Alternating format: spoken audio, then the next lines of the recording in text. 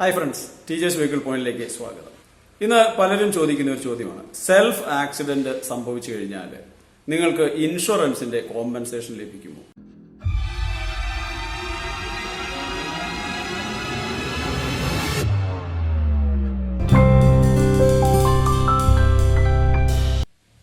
Self accident എന്ന പദത്തിൽ നിന്ന് തന്നെ സ്വയമായിട്ട് വരുത്തി തീർക്കുന്ന ഒരു അപകടം. സാധാരണഗതിയിൽ ഒരു വാഹനം മറ്റൊരു വാഹനവുമായിട്ട് കൂട്ടിയിടിച്ചാണ് അപകടം സംഭവിക്കുന്നതെങ്കിൽ തീർച്ചയായിട്ടും ഒരു തേർഡ് പാർട്ടി കോമ്പൻസേഷൻ, അത് ഇതിൽ ആരാണ് പ്രതിയാക്കപ്പെടുന്നത്, ആ പ്രതിയാക്കപ്പെടുന്ന വ്യക്തി ഓടിച്ചിരുന്ന വാഹനത്തിന്റെ ഇൻഷുറൻസ് ഏത് കമ്പനിയാണ് എടുത്തിട്ടുള്ളത്, ആ കമ്പനിക്കെതിരെയാണ് സ്വാഭാവികമായിട്ടും പെറ്റീഷൻ ഫയൽ ചെയ്യുക. അങ്ങനെ വരുമ്പോൾ ഇതിൽ ഇഞ്ചുറി പറ്റിയ ആൾക്ക്, പരിക്ക് പറ്റിയ ആൾക്ക് അതിന് കോമ്പൻസേഷൻ ലഭിക്കാനായിട്ടുള്ള അർഹതയുണ്ട്.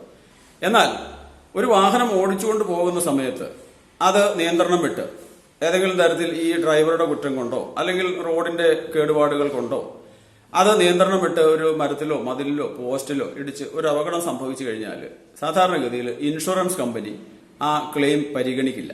സെൽഫ് ആക്സിഡന്റ്, അത് വാഹനം ഓടിച്ച വ്യക്തിയുടെ കുഴപ്പം കൊണ്ട് ആണ് എന്നുള്ള രീതിയിൽ. ഇവിടെ റോഡിന്റെ തകരാറ് കൊണ്ടാണ് ഒരു അപകടം സംഭവിക്കുന്നതെങ്കിൽ കോമ്പൻസേഷനൊക്കെ ലഭിക്കുമെന്ന് പറയുന്നുണ്ടെങ്കിലും പലപ്പോഴും അത് ലഭിക്കാനായിട്ടുള്ള സാധ്യതകൾ വളരെ വളരെ വിരളമാണ്. അപ്പൊ ഇങ്ങനെ ഈ സെൽഫ് ആക്സിഡന്റ് സംഭവിച്ചു കഴിഞ്ഞാൽ ഇതിൽ കോമ്പൻസേഷൻ കിട്ടുന്ന ചില സന്ദർഭങ്ങളുണ്ട്. അത് സംബന്ധിച്ചിട്ടുള്ളതാണ് ഈ വീഡിയോ. ഇപ്പൊ ഒരു ഉടമസ്ഥൻ തന്നെ ഒരു വാഹനം ഓടിച്ചുകൊണ്ട് പോകുമ്പോൾ അതിന് ഒരു തേർഡ് പാർട്ടി കോമ്പൻസേഷൻ ലഭിക്കാനായിട്ടുള്ള സാധ്യതകൾ ഇല്ലാത്തത് കൊണ്ട് തന്നെയാണ് ഇൻഷുറൻസ് കമ്പനി അത് പരിഗണിക്കാത്തത്. എന്നാൽ ഒരു ഉടമസ്ഥൻ ഒരു വാഹനം ഓടിച്ചുകൊണ്ട് പോകുമ്പോൾ അയാൾ ആ അപകടത്തിൽ മരണപ്പെടുകയോ അല്ലെങ്കിൽ ടോട്ടൽ ഡിസബിലിറ്റി, ഒരിക്കലും അയാൾക്ക് എഴുന്നേറ്റ് ഒരു കാര്യങ്ങളും ചെയ്യാൻ പറ്റാത്ത രീതിയിൽ ഒരു പെർമനന്റ് ഡിസബിലിറ്റി ആ കണ്ടീഷനിലേക്ക് അയാൾ പോയി കഴിഞ്ഞാൽ അയാൾക്ക് കോമ്പൻസേഷൻ കിട്ടാനായിട്ടുള്ള ആകെ ഒരു ഉപാധി എന്ന് പറയുന്നത് കമ്പൽസറി പേഴ്സണൽ ആക്സിഡന്റ് എന്ന് പറയുന്ന ആ ഒരു സംവിധാനം ഉപയോഗപ്പെടുത്തുക എന്നത് മാത്രമാണ്.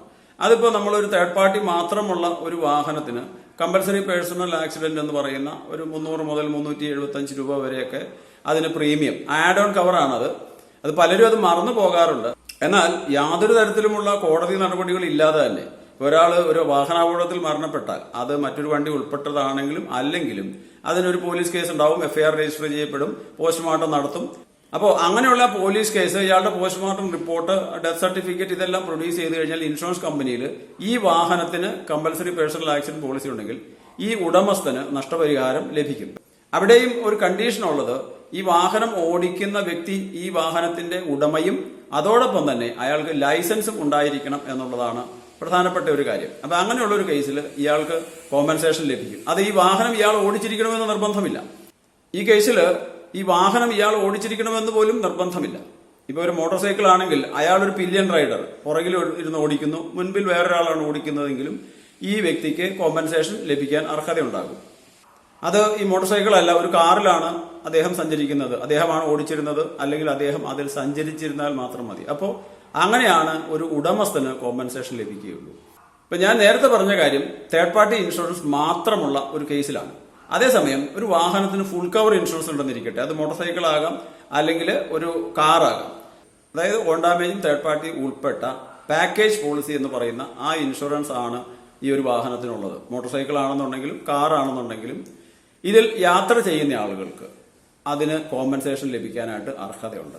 ഇവിടെയും വാഹനം ഓടിക്കുന്ന വ്യക്തിക്ക്, ആരാണ് ഇതിന് കാരണക്കാരനാകുന്നത്, ആ വ്യക്തിക്ക് കോമ്പൻസേഷൻ ലഭിക്കുന്നില്ല എങ്കിലും പുറകിൽ യാത്ര ചെയ്യുന്ന, അത് ഈ വാഹനത്തിന്റെ ഉടമയുടെ ഭാര്യയായാലും സഹോദരനായാലും ഏത് ബന്ധുവാണെങ്കിൽ കൂടിയും ഇയാൾക്കെതിരെ നമ്മളൊരു കേസിൽ മൊഴി കൊടുക്കുകയാണ്, ഇയാൾ അലസമായും അശ്രദ്ധമായിട്ടുമാണ് വാഹനം ഓടിച്ചത് എന്നുള്ള രീതിയിൽ ഒരു കേസ് ഉണ്ടാവുകയും ഇതിൽ തേർഡ് പാർട്ടി കോമ്പൻസേഷന് വേണ്ടിയിട്ട് ഈ പുറകിലിരുന്ന വ്യക്തിക്ക്, അതൊരു കാറാണെന്നുണ്ടെങ്കിൽ കാറിനകത്ത് സഞ്ചരിച്ചിരുന്ന വ്യക്തിക്ക് കോമ്പൻസേഷന് വേണ്ടിയിട്ട് പെറ്റീഷൻ ഫയൽ ചെയ്യാനായിട്ട് സാധിക്കും. ഇനി തേർഡ് പാർട്ടി ഇൻഷുറൻസ് ആണെങ്കിലും നിങ്ങൾക്ക് കോമ്പൻസേഷൻ ലഭിക്കാനായിട്ടുള്ള ഒരു ഉപാധിയുണ്ട്. അതിന് വേണ്ടത് ഇതിലെ പില്യൻ റൈഡറെ, അൺനെയിംഡ് പില്യൻ റൈഡർ എന്നുള്ള നിലയ്ക്കുള്ള ഒരു പ്രീമിയം, അഡീഷണൽ പ്രീമിയം, അതും ഒരു ആഡ് ഓൺ കവറാണ്. അത് അടയ്ക്കുകയാണെങ്കിൽ വളരെ നിസ്സാര തുകയേ ഉള്ളൂ, ഏതാണ്ട് 100 രൂപയെ താഴെ വരുന്ന ഒരു പ്രീമിയം അത് പേ ചെയ്യുകയാണെന്നുണ്ടെങ്കിൽ 1 ലക്ഷം രൂപ വരെ ഈ മെഡിക്കൽ കോമ്പൻസേഷൻ അതിന് ലഭിക്കും. മാക്സിമം അതിന് ലിമിറ്റ് ഉണ്ട്. അതേസമയം തേർഡ് പാർട്ടി ഒരു പെറ്റീഷൻ ഫയൽ ചെയ്ത് ഒരു കോമ്പൻസേഷൻ ഒക്കെ ആണെന്നുണ്ടെങ്കിൽ ലക്ഷങ്ങളോ കോടികളോ എത്ര രൂപ വരെയാണെങ്കിലും അത് ഇൻഷുറൻസ് കമ്പനി പേ ചെയ്യാൻ തയ്യാറാകും. എന്നാൽ ഇങ്ങനെയുള്ള ഒരു കേസിൽ ഈ ആഡ് ഓൺ കവറിന് അത് ലിമിറ്റഡ് അതിന്റെ കോമ്പൻസേഷൻ ആണ്. 1,00,000 രൂപ വരെ ലഭിക്കുന്നതും.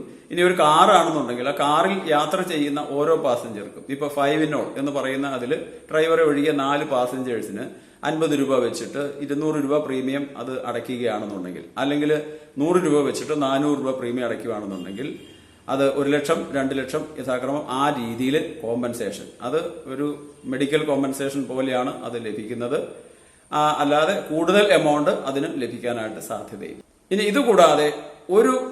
ഇതുകൂടാതെ മറ്റൊരു തരത്തിൽ കോമ്പൻസേഷൻ ലഭിക്കുന്നത്, ഇപ്പൊ ഒരു വാഹനത്തിന്റെ പെയ്ഡ് ഡ്രൈവർ, അത് ഇപ്പൊ പ്രൈവറ്റ് വാഹനങ്ങൾ എന്നില്ല, നമ്മൾ ട്രാൻസ്പോർട്ട് വാഹനങ്ങൾ, ചരക്ക് വാഹനങ്ങളോ ടാക്സിയോ മറ്റോ ഓടിക്കുന്ന ഒരു പെയ്ഡ് ഡ്രൈവർ ആണെന്നുണ്ടെങ്കിൽ, ഈ സെൽഫ് ആക്സിഡന്റ് കേസിൽ മറ്റൊരു വാഹനം ഉൾപ്പെടാത്ത ഒരു അപകട കേസിൽ ഇവർക്ക് വർക്ക്മെൻ കോമ്പൻസേഷൻ ആക്ട് പ്രകാരം ഇവർക്ക് കേസ് ഫയൽ ചെയ്ത് എത്രമാത്രം അവരുടെ മെഡിക്കൽ എക്സ്പെൻസസും മറ്റു കാര്യങ്ങളും വരുന്നുണ്ടോ, സാധാരണ ഒരു തേർഡ് പാർട്ടി കേസിലെ പെറ്റീഷൻ പോലെ അതിന് അവർക്ക് കോമ്പൻസേഷന് അർഹതയുണ്ടായിരിക്കും.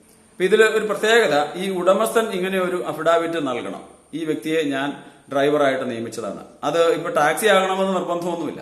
അത് ഒരു പ്രൈവറ്റ് കാറാണെന്നുണ്ടെങ്കിലും ആ വാഹനത്തിന്റെ ഉടമയ്ക്ക് ഒരു ഡ്രൈവറെ വെക്കുന്നതിൽ ഇപ്പോൾ അപാകതകളൊന്നുമില്ല. അപ്പോൾ അങ്ങനെ വരുമ്പോൾ അയാളുടെ ഒരു സത്യവാങ്മൂലത്തിന്റെ ബലത്തിൽ ഈ ഡ്രൈവർക്ക് ഈ സെൽഫ് ആക്സിഡന്റിൽ അപകടം സംഭവിച്ചു കഴിഞ്ഞാൽ കോമ്പൻസേഷൻ ലഭിക്കും. അത് ഈ വർക്ക്മെൻ കോമ്പൻസേഷൻ ആക്ട് പ്രകാരം കോമ്പൻസേഷൻ ലഭിക്കും. ഈ രീതിയിൽ മാത്രമാണ് ഒരു സെൽഫ് ആക്സിഡന്റിൽ നിങ്ങൾക്ക് കോമ്പൻസേഷന് അർഹത ഉണ്ടായിരിക്കുകയുള്ളൂ.